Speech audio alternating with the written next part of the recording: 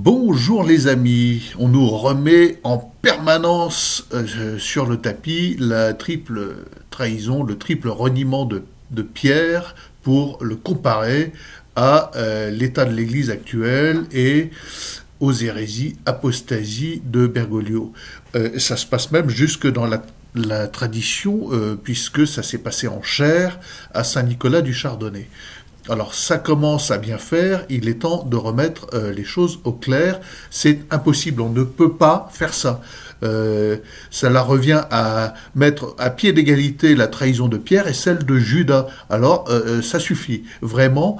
Il faut que les catholiques qui osent faire ça se rendent compte de l'indécence de cette comparaison. C'est totalement impossible. On ne peut pas comparer la trahison, le triple reniement de Pierre et la trahison de Judas. L'intention, la finalité n'est pas la même. La première, la trahison de Pierre, met en valeur la miséricorde de Dieu, et celle de Judas met en valeur la damnation éternelle. Simon s'est repenti.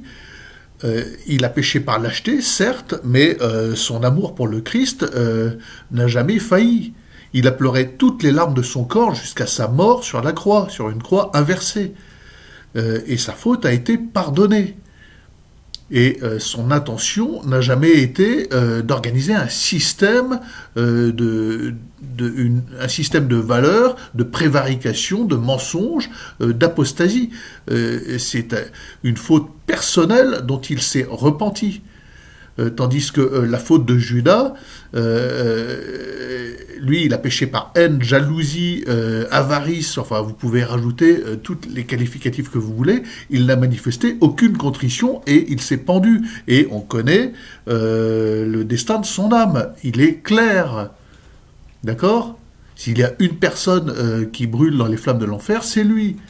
Et la trahison bergolienne systémique, elle est comparable à celle de Judas, pas à celle de Pierre. C'est totalement indécent, cette comparaison, pour justifier la possibilité pour un pape d'entraîner l'Église dans l'erreur. Voilà, Bergoglio, lui, il persévère à répandre ses erreurs. Il est motivé, mais clairement, quoi, il est motivé par la haine de la vérité. Il ne montre aucun repentir, aucune contrition. Montrez-moi une contrition bergolienne. Il organise un système de damnation systémique. Il proclame le salut universel, qui est une hérésie dangereuse et monstrueuse. Le salut post-mortem, après la mort, où, quelle que soit ta vie dissolue, ou de sainteté ou autre, on se retrouve à pied d'égalité, en dehors de la foi, devant Jésus, qui après la mort, nous prend entre ses mains et nous dit « je te pardonne ». Non, c'est pas comme ça que ça marche. Après la mort, c'est le jugement. Et on est jugé selon la foi, l'espérance et la charité que l'on a exercé durant son vivant.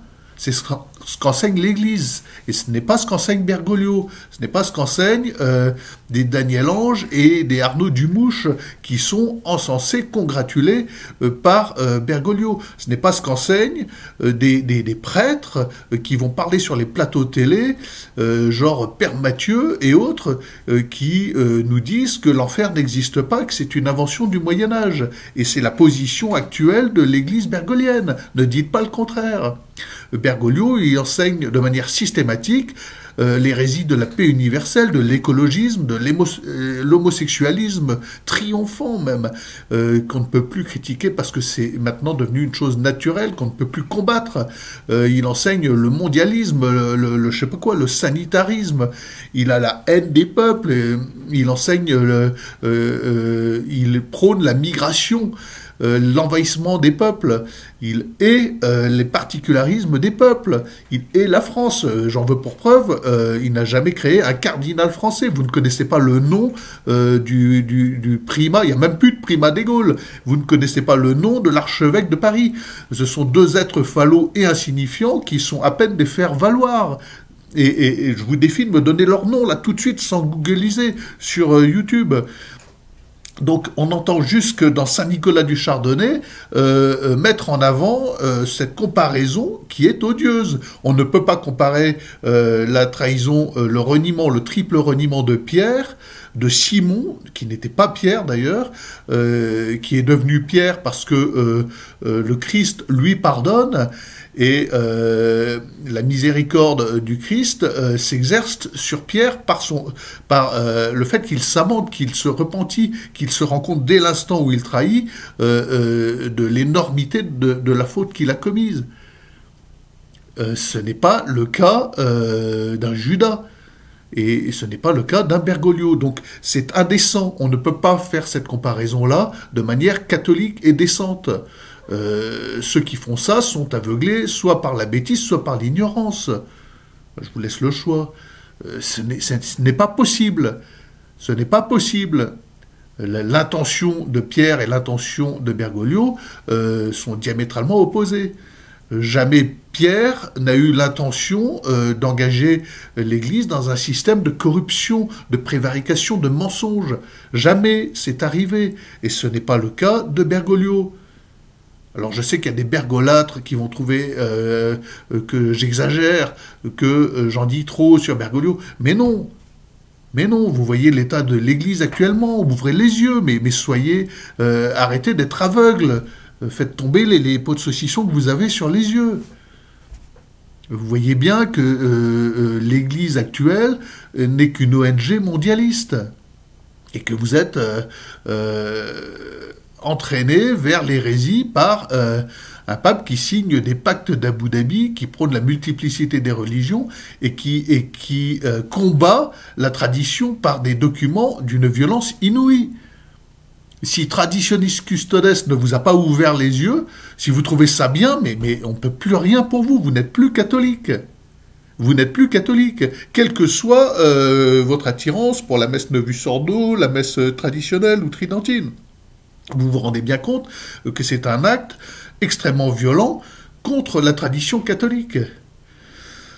Que c'est un acte qui entraîne l'Église dans une spirale de modernisme qui est condamnée par tous les papes avant le Concile. Alors, si vous voulez les encycliques, les dates et tout ça, allez voir Abosite, d'accord bon, tiens, je dis un petit mot aussi, j'ai eu 2-3 commentaires, on me dit, ouais, mais tu juges. Ben non, je juge pas, je constate. C'est un constat, on met en garde les gens. On leur dit, mais faites attention, parce que en ce moment, il y a tout un courant de pensée qui vous entraîne à croire des hérésies qui risquent de vous entraîner là où il ne faut pas aller. Le salut universel est une pure hérésie. Et constater ça, c'est de salubrité publique. Constater que c'est une hérésie et le proclamer, c'est de salubrité publique. Je ne suis pas le seul à le faire. Je vous ai dit, allez voir les vidéos de l'abbé Pagès. Mais les Daniel Ange, Arnaud Dumouche, Mathieu TikTok et autres sont des hérétiques. Et Bergoglio est un hérétique. Quand Bergoglio dit « Dieu est bon, nous sauvera tous », c'est de l'hérésie pure. Et il soutient ces gens-là, qui ne font que répandre cette hérésie qui vient d'en haut, qui vient du Vatican. Et donc, non, c'est indécent de comparer Pierre et Judas. Vous ne pouvez pas faire ça. Si vous n'êtes pas capable de comprendre ça, vous n'êtes plus catholique. Je suis désolé de vous le dire. Ça suffit maintenant. Même les commentaires dans ce sens-là, oui, mais tu vois, Pierre a trahi, donc un pape peut trahir. Non, on ne peut pas comparer. D'accord? C'est pas du même niveau, c'est pas du même ressort. Ça ne met pas en avant les mêmes ressorts de miséricorde. Et pour bénéficier de la miséricorde de Dieu, il faut aller la chercher. Il faut s'amender, il faut aller au sacrement de pénitence. Il faut aller se confesser. Et puis si vous ne pouvez pas le faire, si vous n'en avez pas l'occasion parce que vous n'avez pas de prêtre, eh ben, il faut faire comme Pierre, un chemin de croix. Voilà, vous partez à Compostelle à pied s'il n'y a plus de prêtre, en portant un sac de 40 kilos. Enfin, j'exagère un peu, peut-être, allez, 22. Mais Non, les gens, c'est pas possible. Et quand on entend ça dans la fraternité Saint-Pilice à Saint-Nicolas du Chardonnay, comme c'est arrivé, je me rappelle plus du nom de l'abbé, vous vous en souvenez, parce que c'est des choses qui ont marqué, c'est des choses qui ont fait couler de l'encre. Non, c'est indécent. C'est vraiment indécent. Ce n'est pas comparable. Et on ne peut pas justifier l'état de l'Église actuelle et l'hérésie, l'apostasie systémique d'un Bergoglio par le triple reniement de Pierre. Voilà. Et c'est pas possible. Bon, c'était ma méditation du jour.